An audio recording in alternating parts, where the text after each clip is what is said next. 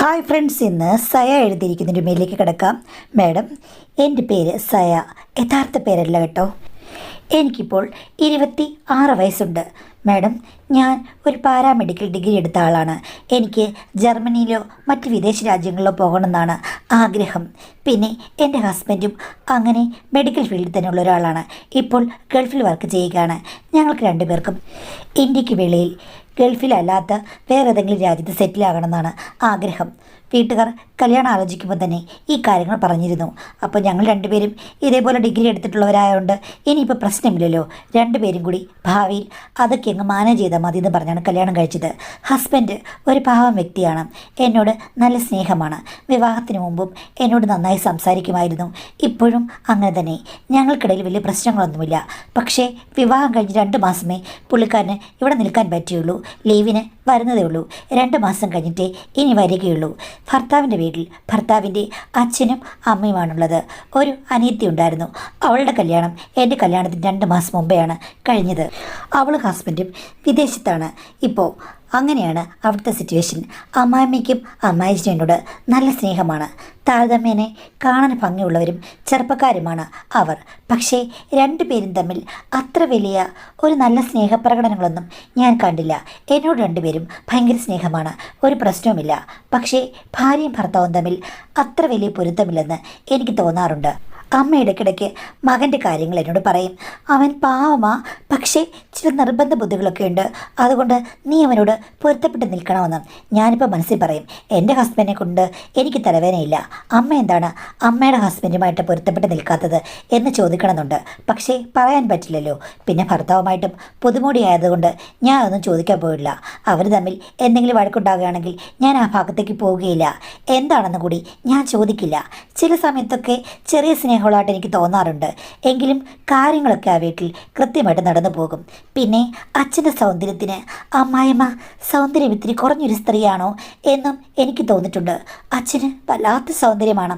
അദ്ദേഹത്തിൻ്റെ ചെറുപ്രായത്തിലെ പടങ്ങളൊക്കെ കണ്ടു കഴിഞ്ഞാൽ ശരിക്കൊരു സിനിമാ സ്റ്റാറിനെ പോലെ ഇരിക്കും. ആ സൗന്ദര്യം എൻ്റെ ഭർത്താവിനും കിട്ടിയിട്ടുണ്ട്. അതാണല്ലോ എനിക്ക് അദ്ദേഹത്തോട് ചേർന്ന് നിൽക്കാനുള്ള ഏറ്റവും വലിയ ഇഷ്ടം. ഇങ്ങനെ പോയിക്കൊണ്ടിരുന്നപ്പോഴാണ് എനിക്ക് ജർമ്മൻ പഠിക്കാനൊരു ആഗ്രഹം. ഹസ്ബൻഡോട് പറഞ്ഞപ്പോൾ എങ്കിൽ നീ ജർമ്മനോടെ പഠിച്ചോ, ഞാൻ IELTS പഠിച്ച് കഴിഞ്ഞിരുന്നു, ഇനിയിപ്പം ജർമ്മനോടെ പഠിക്കാം എന്ന് പറഞ്ഞു. നല്ല ഇൻസ്റ്റിറ്റ്യൂട്ടുകൾ നോക്കിക്കഴിഞ്ഞപ്പോഴേക്കും ഞങ്ങളുടെ ജില്ലയിൽ നിന്നും ഏകദേശം 2-3 ജില്ല കഴിഞ്ഞിട്ടാണ് ആ ഒരു ഇൻസ്റ്റിറ്റ്യൂട്ട്. അവിടെ നിന്ന് പഠിക്കാനുള്ള സൗകര്യങ്ങളൊക്കെ ഉണ്ട്, ഹോസ്റ്റലുണ്ട്. ഹസ്ബൻഡോട് പറഞ്ഞപ്പോൾ ഹസ്ബൻഡ് പറഞ്ഞു ഹോസ്റ്റലിൽ നിന്ന് പഠിക്കേണ്ട കാര്യമില്ല, അവിടെ എൻ്റെ കുഞ്ഞമ്മയുടെ വീടുണ്ട്, അവിടെ നിന്ന് പഠിച്ചാൽ മതി എന്ന് പറഞ്ഞു. ഞാൻ പറഞ്ഞു അവർക്ക് ശല്യമാകും. ഏയ്, ഒരു ശല്യവുമില്ല. കുഞ്ഞമ്മ മാത്രമുള്ളൂ ഫ്ലാറ്റിൽ. മക്കൾ രണ്ടുപേരും വിദേശത്താണ്. പിന്നെ ഹസ്ബൻഡുമായിട്ട് കുഞ്ഞമ്മ പിരിഞ്ഞ് താമസിക്കുകയാണ്. വിവാഹമോചനമൊന്നും ചെയ്തിട്ടില്ല. പക്ഷേ പുള്ളിയും അടുത്ത് തന്നെ വേറെ ഏതോ ഫ്ലാറ്റിലോ മറ്റോ ഉണ്ട്. എന്തായാലും രണ്ടുപേരും ഒന്നിച്ചല്ല ജീവിക്കുന്നതെന്ന് പറഞ്ഞു. ഞാൻ പറഞ്ഞു വേണ്ട, സംഘർഷഭരിതമായ സ്ഥലത്തൊക്കെ പോയി കഴിഞ്ഞാൽ വലിയ പ്രശ്നമാകുമെന്ന്. ഏയ്, ഹസ്ബൻഡ് കുഞ്ഞമ്മയെ കണ്ടാൽ പോലും മൈൻഡ് ചെയ്യില്ല. അവർ രണ്ടുപേരും കൂടെ ഇനി ഒന്നിക്കാനുള്ള യാതൊരു സാധ്യതയില്ല. പിന്നെ വിവാഹബന്ധം പിരിഞ്ഞിട്ട് ഈ പ്രായത്തിൽ യാതൊരു കാര്യവുമില്ല. അതുകൊണ്ട് രണ്ടുപേരും ഉദ്യോഗമൊക്കെ ചെയ്തു പോകുന്നു. കുഞ്ഞമ്മ ഇപ്പോഴും സർവീസിലാണ്. രണ്ടുപേരും ഗവൺമെൻറ് ഉദ്യോഗസ്ഥരാണ്. അതുകൊണ്ട് അങ്ങനെയൊക്കെ തട്ടിമുട്ടി പോകുന്നു. നീ വിഷമിക്കേണ്ട കാര്യമില്ല. അവിടെ വളരെ വലിയ സെറ്റപ്പാണ്. അങ്ങ് ചെന്നാൽ മതി, ഞാൻ വിളിച്ച് പറയാമെന്ന് പറഞ്ഞു. ഞാനിത് എൻ്റെ അമ്മായിമ്മയോടാണ് ആദ്യം പറഞ്ഞത്. ഹസ്ബൻഡ് അങ്ങനെ പറഞ്ഞെന്ന്. അപ്പോഴേക്കും അമ്മായിമ്മ അവൻ്റെ ഇഷ്ടം അതാണെങ്കിൽ ഞാൻ എതിർക്കുന്നൊന്നുമില്ല. ഹോസ്റ്റലിൽ നിൽക്കുന്നത് എനിക്കും ഇഷ്ടമില്ല. പക്ഷേ ഈ പറഞ്ഞതുപോലെ അവളുടെ അടുത്തേക്ക് പോകുന്നത് എനിക്കത്ര താല്പര്യമുള്ള വിഷയമല്ല. എന്നാലും മോനുമായിട്ട് എനിക്ക് തർക്കാൻ വയ്യാന്ന് ഞാൻ പറഞ്ഞു. അമ്മയുടെ സ്വന്തം അനിയത്തിയല്ലേ, എന്തിനാണ് അമ്മ അങ്ങോട്ട് പോകുന്നതിൽ എതിർക്കുന്നത്? അനിയത്തി ഭർത്താവിനെയും കളഞ്ഞിട്ട് അവളും ഒറ്റയ്ക്ക് താമസിക്കുക. പിള്ളേർ രണ്ടുപേരും വിദേശത്താ. ഇഷ്ടം പോലെ പൂത്ത കാശ് അയച്ചു കൊടുക്കുന്നുണ്ട്. നിനക്കൊന്നറിയാമോ, അവർ രണ്ടും കൂടെ പ്രേമിച്ച് കല്യാണം കഴിച്ചതാണ്. എൻ്റെ കല്യാണം അവളുടെ കല്യാണം കഴിഞ്ഞിട്ടാണ് നടന്നത്. അന്ന് അവൾക്കെന്ത് ആക്രാന്തം എടുത്തുചാട്ടമായിരുന്നു. ചെറുപ്പത്തിൽ രണ്ടുപേർക്കും സർക്കാർ ജോലി കിട്ടി. പിന്നെ അവളുടെ തുള്ളലും ആട്ടമൊക്കെ ഒന്ന് കാണേണ്ടതായിരുന്നു. എന്ത് ചെയ്യാനാ? പക്ഷേ അവസാനമായി കഴിഞ്ഞപ്പോഴേക്കും രണ്ടും കൂടെ തല്ലിപ്പിരിഞ്ഞു. ഇപ്പം ഭർത്താവിനെ വകവെക്കാതെ മക്കൾ അയച്ചു കൊടുക്കുന്ന പണവും അവളുടെ പണവും എല്ലാം ഉണ്ടല്ലോ. എന്ത് വേണം? സ്വർഗത്തെ പോലെ കഴിയുകയാണ്. അല്ല, അമ്മ മിണ്ടാറൊന്നുമില്ലേ? ഞാൻ മിണ്ടാറൊക്കെയുണ്ട്. പക്ഷേ എനിക്ക് പൊതുവേ അവളുടെ അടുത്തോട്ട് പോകുന്നതോ അല്ലെങ്കിൽ എനിക്ക് അവളെ സേവിക്കാനൊന്നും വയ്യ. അത്യാവശ്യം മിണ്ടും, അത്രയേ ഉള്ളൂ. ആ, നീ എന്തായാലും നിൻ്റെ ഭർത്താവ് പറഞ്ഞതല്ലേ, പൊയ്ക്കോ എന്ന് പറഞ്ഞു.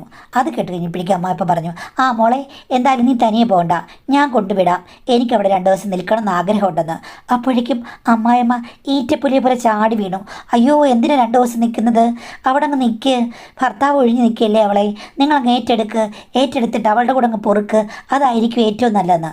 അപ്പോഴേക്കും അച്ഛൻ പറഞ്ഞു, അതെന്ത് വേണമെന്ന്, അവിടെ ചെന്ന് അവളെ കാണട്ടെ, അപ്പോൾ ഞാൻ തീരുമാനിക്കാം. നിനക്ക് പ്രത്യേകിച്ച് നഷ്ടമൊന്നുമില്ലല്ലോ, നീ നിൻ്റെ കാര്യം നോക്കി എവിടെയെങ്കിലും നടക്ക്. എന്തിനാണ് എൻ്റെ തോളെ കയറാൻ വരുന്നത്? ഞാൻ അവിടെ കൂടെ പൊറുക്കുകയോ ജീവിക്കുകയോ കല്യാണം കഴിക്കുകയോ എന്തെങ്കിലും ചെയ്യേ, നിനക്ക് പ്രശ്നമില്ലല്ലോ, നിനക്ക് എന്നോട് യാതൊരു താല്പര്യമില്ലല്ലോ, പിന്നെ എന്തിനാണ് നീ ദുഃഖിക്കുന്നത് എന്ന് പറഞ്ഞു കഴിഞ്ഞപ്പോഴേക്കും അമ്മായിയമ്മ അങ്ങ് ചമ്മി, മുഖത്ത് കോപം മെരിച്ച് കയറി, പെട്ടെന്ന് തന്നെ ചവിട്ടിത്തുള്ളി അങ്ങ് പോയി. ഞാൻ ചോദിച്ചു, എന്താ അച്ഛാ പ്രശ്നം? ഇടയ്ക്കിടയ്ക്ക് വഴക്ക് കേൾക്കാറുണ്ട്, പക്ഷേ ഞാൻ ഒന്നും ചോദിച്ചിട്ടില്ല. ഓ, അവൾക്ക് വേറെന്തോ പ്രശ്നമാടി, ഒന്നും പറഞ്ഞിട്ട് കാര്യമില്ല എന്ന് പറഞ്ഞ് പുള്ളിക്കാരനങ്ങ് പോയി. ഞാൻ കൂടുതലൊന്നും ചോദിച്ചില്ല. ഞങ്ങൾ 2 പേരും കൂടി ട്രെയിനിലാണ് അങ്ങോട്ട് പോയത്. അതിനിടയ്ക്ക് അമ്മായച്ചൻ എന്നോട് ചേർന്നിരിക്കുകയാണ്. ആ സമയത്ത് പുള്ളി എന്നോട് പറഞ്ഞു, മോളെ, വർഷങ്ങളായിട്ട് വഴക്കാണ്, അതിന് കാരണം നിന്നോട് പറയാൻ എനിക്ക് പറ്റുമോ എന്ന് ചോദിച്ചു കഴിഞ്ഞാൽ പറ്റും. കാര്യം നീ മെഡിക്കൽ പ്രൊഫഷണൽ ഒരു സ്ത്രീയല്ലേ, അപ്പോൾ തീർച്ചയായിട്ടും എനിക്ക് പറയാൻ പറ്റും.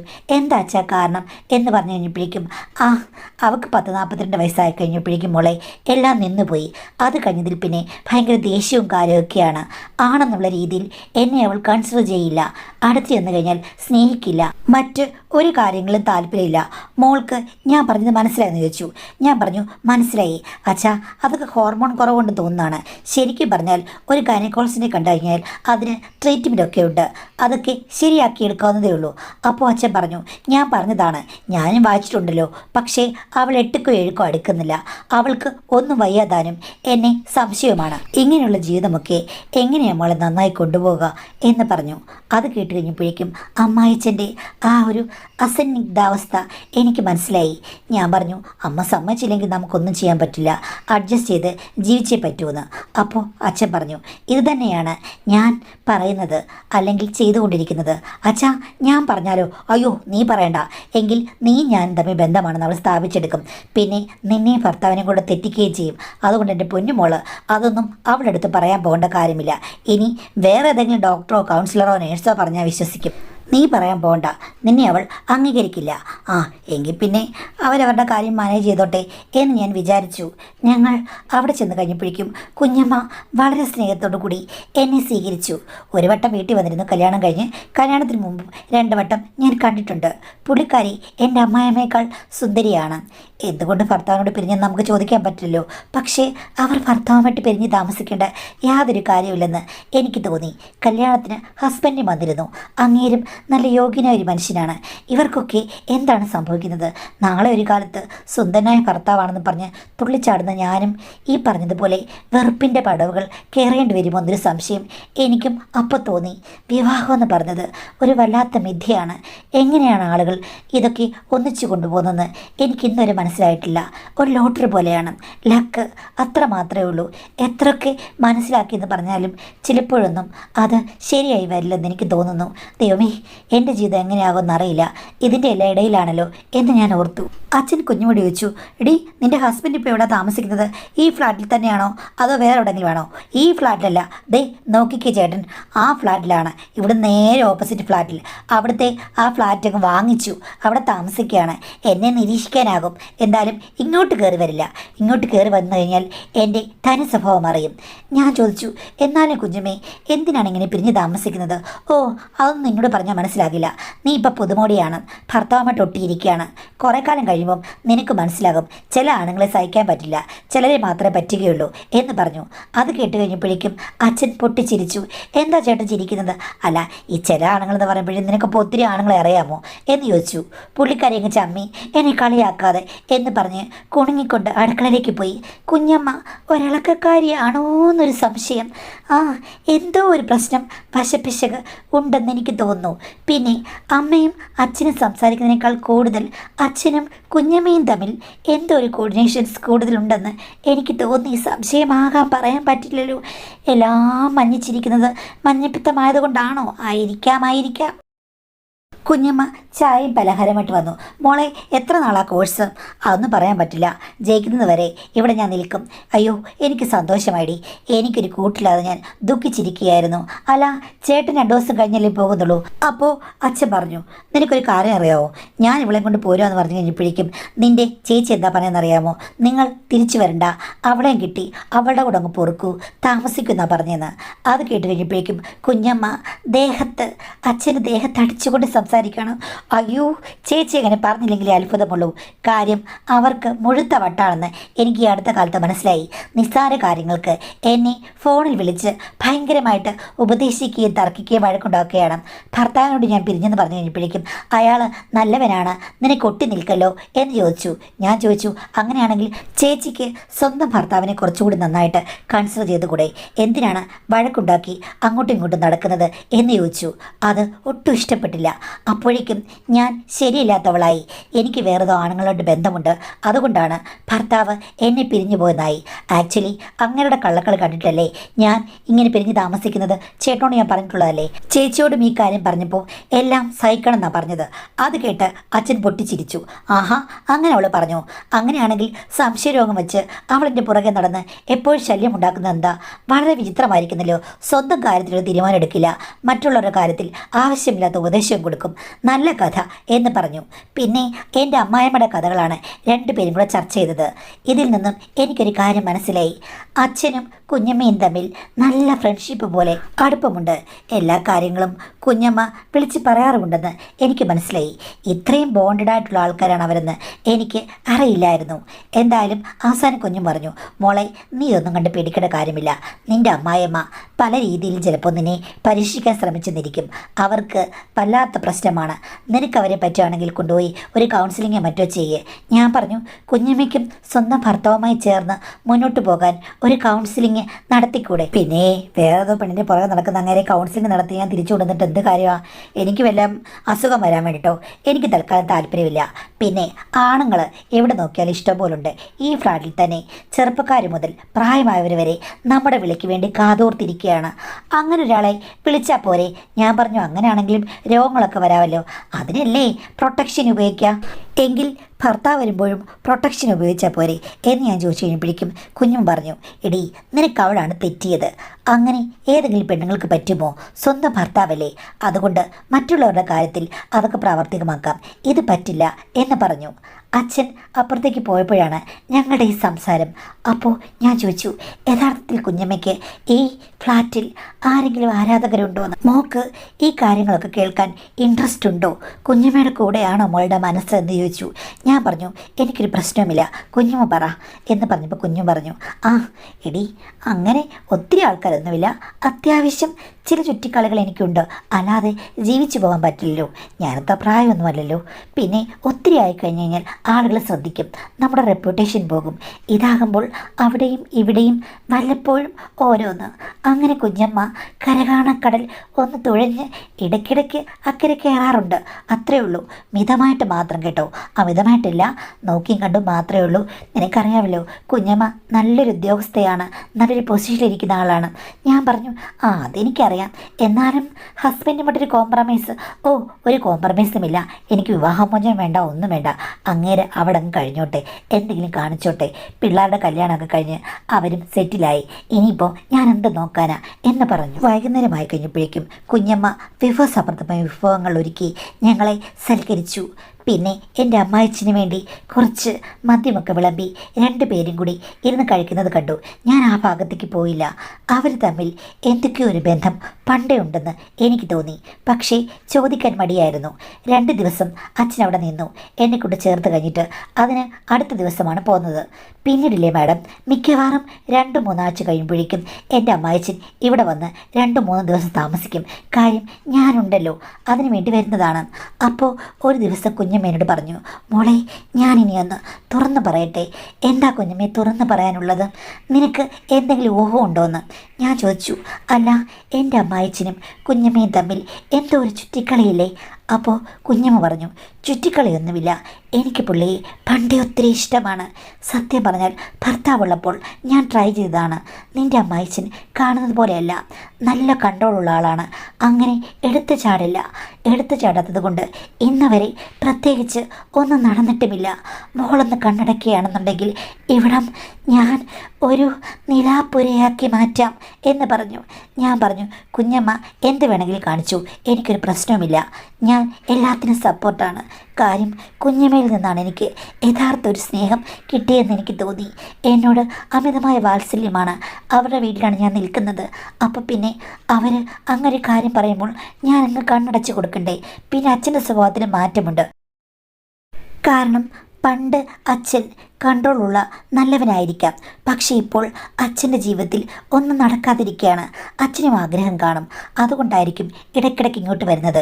എൻ്റെ പേര് പറഞ്ഞ് ഞാനും ഓർത്തു, രണ്ടുപേരും സംഗമരാഗങ്ങൾ കുഴലൂതി മീട്ടട്ടെ. എനിക്കെന്താ, എൻ്റെ ഭർത്താവും അടുത്തില്ല. ഭർത്താവ് കണി കാണിച്ചിട്ട് പോയിട്ട് എന്നും കണി കിട്ടാത്തതിൻ്റെ കുഴപ്പങ്ങൾ എനിക്കുമുണ്ട്. അദ്ദേഹം എൻ്റെ അടുത്തുണ്ടായിരുന്നെങ്കിൽ എന്ന് ഞാനും ഓർത്തു. വിരഹ ദുഃഖം അനുഭവിക്കുന്നവരെ ഒന്നിച്ച് ചേർത്ത് വിട്ടേക്കാം. എന്തിനാണ് എനിക്ക് തലവേദന? ഞാനങ്ങ് റിലാക്സ് ആയേക്കാം. അല്ലെങ്കിൽ പഠിച്ചുകൊണ്ടിരിക്കുമ്പോഴേക്കും ബാംഗ്ലൂരിൽ എന്തിനാണ് ഞാൻ കണ്ടു, ഇതൊക്കെ വലിയ കാര്യമാണോ എന്ന് വിചാരിച്ച് ഞാനങ്ങ് കണ്ണടച്ചു. പിന്നെ അച്ഛൻ വന്നു കഴിഞ്ഞപ്പോഴേക്കും എന്നോട് കുഞ്ഞും പറഞ്ഞു, മോളെ ഇന്ന് ഞങ്ങൾ രണ്ടുപേരും കൂടി ഒന്നിച്ചാണ്, മോൾക്ക് തെറ്റിദ്ധാരണ ഒന്നുമില്ലല്ലോ എന്ന്. അച്ഛൻ അത് കേട്ട് ഞെട്ടിയെങ്കിലും കുഞ്ഞുമ്മ പറഞ്ഞു, അതെ, അവളിവിടെ താമസിക്കുകയാണ്. അവളുള്ളപ്പോൾ നമ്മൾ എത്ര കള്ളത്തരം കാണിച്ചെന്ന് പറഞ്ഞാലും അവൾ കണ്ടുപിടിക്കും. അപ്പോൾ രഹസ്യമായിരിക്കുന്നതിന് നല്ലത് അവളെ നമ്മുടെ കൂട്ടത്തിൽ ചേർത്ത് കാര്യങ്ങളങ്ങ് പറയുകയില്ലേ. അവൾക്ക് പ്രശ്നമൊന്നുമില്ല, സപ്പോർട്ടാണെന്ന് പറഞ്ഞു. അമ്മായച്ചൻ ഒന്നും മിണ്ടിയില്ല. അവർ രണ്ടുപേരും കൂടി മുറിയിൽ കയറി കഥ കടക്കുന്നത് ഞാൻ കണ്ടു. വിരഹ ദുഃഖം എൻ്റെ മനസ്സിനെയും അലട്ടി. എൻ്റെ ഹസ്ബൻഡ് എവിടെ കിടക്കുകയാണ്? ഗൾഫിൽ. ഞങ്ങൾ രണ്ടും കൂടി ഇനി എന്നാണ് പോകുന്നത് എന്നൊന്നിക്കും ഒരു പിടിയുമില്ല. ജോലിക്ക് വേണ്ടി മനുഷ്യർ അലയുന്നൊരു ജീവിതമാണല്ലോ എന്ന് ഞാൻ ഓർത്തു. എന്തായാലും ഹസ്ബൻഡ് അന്ന് രാത്രി വിളിച്ചപ്പോൾ ഞാൻ കുറച്ചൊക്കെ കൊഞ്ചിക്കൊഴിഞ്ഞ് സംസാരിച്ചു. ഹസ്ബൻഡ് ചോദിച്ചു, ഇന്ന് നിനക്ക് എന്ത് പറ്റി? വാവ് വല്ലതും എടുത്തോന്നും. ഞാൻ പറഞ്ഞു, എൻ്റെ ഭർത്താവിനോട് സംസാരിക്കാൻ വാവെടുക്കണോ? വാവെടുത്തത്തുള്ള ഞാനെന്തോ പശുവോ എന്ന് പറഞ്ഞ് ഞങ്ങൾ രണ്ടുപേരും കൂടി ഒന്ന് വഴക്കുണ്ടാക്കുകയും ചെയ്തു. പക്ഷേ ആ വഴക്ക് നല്ലൊരു കാര്യത്തിലാണ് അവസാനിച്ചത്. ഹസ്ബൻഡും വൈഫും അല്ലേ, പല കാര്യങ്ങളുണ്ട്, വീഡിയോ കോൾ ആണെങ്കിലും. അങ്ങനെയാണ് അന്നത്തെ നേരം പുലർന്നത്. ഈ ഒരു സംഭവം പതിവായി. ഞാനും അമ്മായിച്ചനും കുഞ്ഞമ്മയും തമ്മിലുള്ള ആ ഒരു നേർത്ത ബാരിയറൊക്കെ അപ്രത്യക്ഷമായി. എല്ലാ കാര്യങ്ങളെക്കുറിച്ചും ഞങ്ങൾ തുറന്നു പറയാൻ തുടങ്ങി. ഒരു ദിവസം അമ്മായിച്ചൻ എന്നോട് ചോദിക്കുകയും ചെയ്തു, എൻ്റെ മകൻ എങ്ങനെയുണ്ടെന്ന്. ഞാൻ പറഞ്ഞു, എനിക്ക് ചേർന്ന ഭർത്താവാണെന്ന് പറഞ്ഞ് അഭിനന്ദനം ചൊരിഞ്ഞു കഴിഞ്ഞപ്പോഴേക്കും കുഞ്ഞമ്മ പറയുകയാണ്, അല്ലെങ്കിലും ചേട്ടൻ്റെ മകനല്ലേ, സകല കലകളും അറിയാം, 64 കലകളും അറിയാവുന്ന ആളാണ് ചേട്ടൻ എന്ന് പറഞ്ഞ് കുഞ്ഞമ്മ നന്നായൊന്ന് അമക്കി. അച്ഛൻ ഇരുന്നിടത്ത് നിന്ന് എഴുന്നേറ്റ് ചാടി. ഞാനത് കണ്ട് പൊട്ടിച്ചിരിച്ചു. അദ്ദേഹം ചമ്മിപ്പോയി. പിന്നെ അച്ഛന് വരുന്ന ദിവസങ്ങളിൽ കുഞ്ഞമ്മയും അച്ഛനും കൂടി കുടിക്കുമ്പോൾ എനിക്ക് അവർ ഒരു പെഗൊക്കെ തരാൻ തുടങ്ങി. ഞാനും അവരുടെ കൂട്ടത്തിൽ ചേർന്നു. ഒരു ദിവസം കുഞ്ഞമ്മ പറഞ്ഞു, മോളെ ഞങ്ങൾ രണ്ടുപേരും കുടി കഴിഞ്ഞ് അകത്തേക്ക് പോന്നു. മോള് വെറുതെ ഇരിക്കുന്നു. അതിനെന്താ, എൻ്റെ ഹസ്ബൻഡ് ഇവിടെ ഇല്ലല്ലോ എന്ന് പറഞ്ഞു കഴിഞ്ഞപ്പോഴേക്കും, അതിനെന്താ, ഹസ്ബൻഡ് അച്ഛനുണ്ടല്ലോ, കലാനൈപുണ്യമുള്ള നിൻ്റെ അമ്മായച്ചനുള്ളപ്പോൾ നീ എന്തിനാ മോളെ വെറുതെ ഇരിക്കുന്നത്? അതിൻ്റെ ആവശ്യമില്ല. മോൾക്കും ഇടയ്ക്ക് റിലാക്സ് ആകാം. ഇന്ന് എനിക്കൊരു അതിഥിയുണ്ട്. ഒത്തിരി കാലമായി ചേട്ടൻ വന്നതുകൊണ്ട് ഞാൻ മാറ്റി വെച്ചിരിക്കുകയാണ്. അവനല്ലെങ്കിൽ എന്നോട് പിണങ്ങും. ഇന്നതുകൊണ്ട് അവൻ ഇത്തിരി കഴിയുമ്പോൾ വരും. പിന്നെ എനിക്ക് ചേട്ടനെ വെറുതെ ഇരുത്താൻ പറ്റുമോ? ചേട്ടന് പുതിയൊരു വാതായനം മോളങ്ങ് തുറന്നു കൊടുക്കണമെന്ന് പറഞ്ഞു. അമ്മായിച്ചന് പ്രത്യേകിച്ച് മിണ്ടാട്ടമില്ല. സാധാരണ ഞെട്ടേണ്ടതാണ്. രണ്ടുപേരും കൂടെ ആലോചിച്ചിട്ടാണെന്ന് എനിക്ക് മനസ്സിലായി. ഞാൻ ഒന്നും മിണ്ടിയില്ല. പെട്ടെന്ന് എഴുന്നേറ്റ് എൻ്റെ റൂമിലേക്ക് പോയി. കുഞ്ഞുമ്മ പുറകെ വന്നിട്ട് ചോദിച്ചു, എന്താടി, ഞാൻ പറയുന്നത് നിനക്ക് ഇഷ്ടമായില്ലേ? എങ്കിൽ ഓക്കെ, ഞാൻ പിൻവലിച്ചിരിക്കുന്നു എന്ന്. ഞാൻ പറഞ്ഞു, അത് പ്രശ്നമാകുമെന്ന്. എന്ത് പ്രശ്നം? നിനക്ക് ചേട്ടനെ അറിയാതുകൊണ്ടാണ്. നിൻ്റെ ഭർത്താവിനേക്കാൾ മികച്ച അടവുകൾ ചേട്ടനറിയാം. ചേട്ടൻ ശരിക്കും പറഞ്ഞാൽ ചേച്ചിയെ പേടിച്ച് അടങ്ങി ഒതുങ്ങി ജീവിക്കുകയായിരുന്നു. ഇപ്പോൾ അതിൻ്റെ കാര്യമില്ല. മോള് റിലാക്സ് ആകൂ, ഞാൻ ചേട്ടനെ ഇങ്ങോട്ട് പറഞ്ഞു വിടാം. ഒന്നും ചോദിക്കുകയും പറയാൻ വേണ്ട, പ്രവൃത്തിപഥം അത് മാത്രം ഓർത്താൽ മതി. എനിക്ക് ഇന്ന് വേറൊരു അഗ്നി ജ്വലിപ്പിക്കാനുണ്ട് മോളെ, പ്ലീസ് എന്ന് പറഞ്ഞു. ഞാനൊന്നും മിണ്ടിയില്ല. മൗനം സമ്മതം എന്ന് പറഞ്ഞ് എൻ്റെ കവിളിൽ തട്ടിയിട്ട് കുഞ്ഞമ്മ പോയി. ഇത്തിരി കഴിഞ്ഞപ്പോൾ അച്ഛൻ വന്നു. ഞാൻ കണ്ണടച്ച് കിടന്നു. അച്ഛൻ കഥ കടച്ചിട്ട് വന്നിരുന്നിട്ട് മോൾക്ക് വിരോധമൊന്നുമില്ലല്ലോ എന്ന് ചോദിച്ചു. ഞാൻ ഒന്നും മിണ്ടിയില്ല. അച്ഛൻ്റെ കൈകൾ അരിച്ചു കയറുകയായിരുന്നു, തടാകത്തിലേക്ക് നീന്തുന്ന ഒരു വരാലിനെ പോലെ. അന്ന് തടാകം നിറഞ്ഞു തുളുമ്പി, കുലുങ്ങി മറിഞ്ഞു, കലങ്ങി മറിഞ്ഞു. പിന്നെ എനിക്കൊന്നും ഓർമ്മയില്ല. ഒത്തിരി നാളത്തെ ഗ്യാപ്പ് ആരോ വന്ന് ഫില്ല് ചെയ്യുന്നു എന്നല്ല എനിക്ക് തോന്നിയത്. എൻ്റെ ഭർത്താവിൻ്റെ പുനർജന്മം പിന്നെയും വന്നതുപോലെ എനിക്ക് തോന്നിപ്പോയി. അറിയാതെ 10 മിനിറ്റ് കഴിഞ്ഞപ്പോഴേക്കും ഞാൻ ലയിച്ചു പോയി.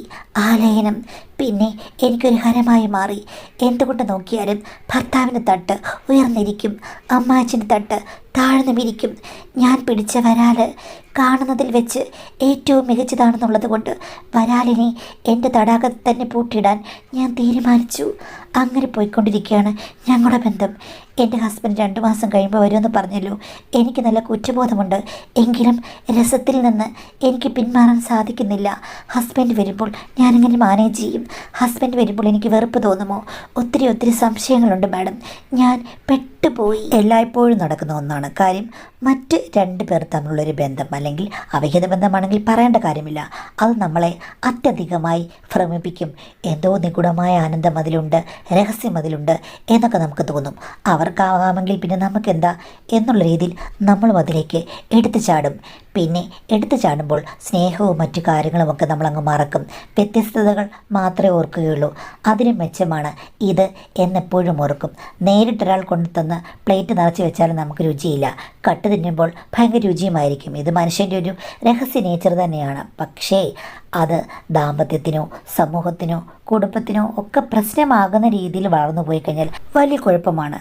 പിന്നെ സ്വന്തം പങ്കാളിയേക്കാൾ വേറൊരാൾ മികച്ച ആളാണ് എന്ന് തോന്നിക്കഴിഞ്ഞാൽ എപ്പോഴും സ്വന്തം പങ്കാളിയോട് ചിലപ്പോൾ ഒരു വിരക്തി തോന്നിയേക്കാം, ഇഷ്ടമില്ലായ്മ തോന്നിയേക്കാം, പ്രേമം ഒക്കെ നഷ്ടപ്പെട്ടു പോയേക്കാം. അങ്ങനെയാകുമ്പോൾ ആ ദാമ്പത്യം ക്ലച്ച് പിടിക്കില്ല. ചിലപ്പോൾ അതിനിടയിൽ പ്രശ്നങ്ങളുണ്ടാകും, ദാമ്പത്യ പ്രശ്നങ്ങളും ഉണ്ടാകും. പക്ഷേ ചില ആൾക്കാർക്ക് കുറ്റബോധം കാണില്ല. രണ്ടും നന്നായിട്ട് മാനേജ് ചെയ്യാൻ പറ്റും. കുറച്ച് കള്ളത്തരം കാണും. ഭയങ്കര കള്ളത്തരങ്ങൾ മാനേജ് ചെയ്യാൻ പറ്റുന്നവർക്ക് മാത്രമേ രണ്ടും മനസ്താപമില്ലാതെ അവിടുത്തെ ബന്ധവും ഇവിടുത്തെ ബന്ധവും തുടർന്നു പോകാൻ പറ്റുകയുള്ളൂ. കുറച്ചൊക്കെ മനസ്സിൽ നേരെ പോകണമെന്ന് ആഗ്രഹമുള്ളവർക്ക് ഒരിക്കലും 2 ബന്ധങ്ങളും ഒരുപോലെ കൊണ്ടുപോകാൻ പറ്റില്ല. അവരുടെ മനസ്സിൽ കൺഫ്യൂഷൻ ഉണ്ടാകും. അങ്ങനെ ആകുമ്പോഴേക്കും സംഘർഷം ഉണ്ടാകും, ദാമ്പത്യത്തിൽ പ്രശ്നങ്ങളും ഉണ്ടാകും. അപ്പോൾ നിങ്ങൾക്ക് അങ്ങനെ 2 വള്ളത്തിലും ഒരുപോലെ കാലം നിർത്തി ബാലൻസ് ചെയ്ത് കൊണ്ടുപോകാൻ പറ്റില്ലെങ്കിൽ ഈ ബന്ധത്തിൽ നിന്ന് പിന്മാറുക. ആദ്യം അതിനുള്ള സാഹചര്യം ഒഴിവാക്കുക. അവിടെ ജർമ്മൻ പഠിക്കാതെ നിങ്ങളുടെ വീടിനടുത്തെങ്ങാനും ഉള്ള ഒരു ഇൻസ്റ്റിറ്റ്യൂട്ടിൽ പഠിക്കുക. ഇത്തിരി താമസിച്ചാലും കുഴപ്പമൊന്നുമില്ല. വീട്ടിൽ വന്ന് അമ്മായിച്ചൻ്റെ അമ്മയോട് നിൽക്കുമ്പോഴേക്കും ചിലപ്പോൾ അത് നിയന്ത്രിച്ചേക്കാം. ഹസ്ബൻഡ് വരുമ്പോൾ ഹസ്ബൻഡുമായിട്ട് നല്ല രീതിയിൽ മുന്നോട്ട് പോകണമെന്നുണ്ടെങ്കിൽ ഇങ്ങനെയുള്ള ചുറ്റിക്കളികൾ ഒഴിവാക്കുക. ഇനി സ്വയം പറ്റിയില്ലെങ്കിൽ കൗൺസിലിങ്ങിൽ പോവുക, അല്ലെങ്കിൽ എല്ലാം മാനേജ് ചെയ്ത് എന്തെങ്കിലുമൊക്കെ കാണിക്കുക. പക്ഷേ പ്രശ്നങ്ങൾ ഉണ്ടായിക്കഴിഞ്ഞാൽ ആരും കൂടെ കാണില്ല എന്ന ഓർമ്മ വേണം എന്ന് മാത്രമേ എനിക്ക് പറയാനുള്ളൂ.